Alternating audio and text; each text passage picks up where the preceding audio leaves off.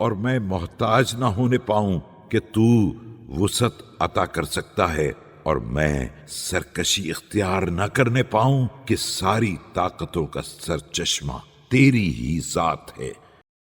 خدایا، میں تیری مغفرت کی بارگاہ میں حاضر ہوا ہوں، اور میں نے تیری معافی کا ارادہ کیا ہے، اور تیرے درگزر کرنے کا مشتاق ہوں، اور تیرے فضل پر بھروسہ رکھتا ہوں، اور میرے پاس کوئی ایسی شے نہیں ہے جو سامان مغفرت بن سکے، اور نہ میرے اعمال میں کوئی ایسا عمل ہے جو معافی کا حقدار بنا سکے۔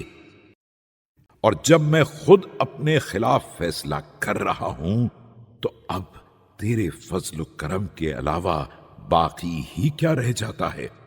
لہذا اے پروردگار، اب محمد و آل محمد پر رحمت نازل فرما اور مجھ پر فضل و کرم فرما۔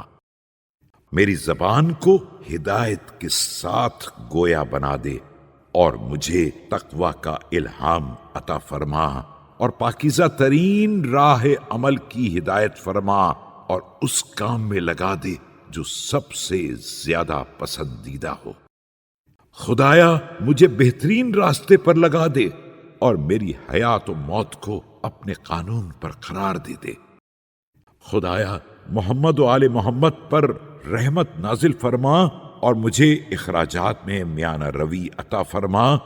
میرا شمار اہل ہدایت میں ہو، اور میں نیکی کے راہنماؤں میں شمار کیا جاؤں، اور نیک بندوں میں شامل ہو جاؤں، اور مجھے معاد کی کامیابی عطا فرما، اور عذاب جہنم سے سلامتی عطا فرما۔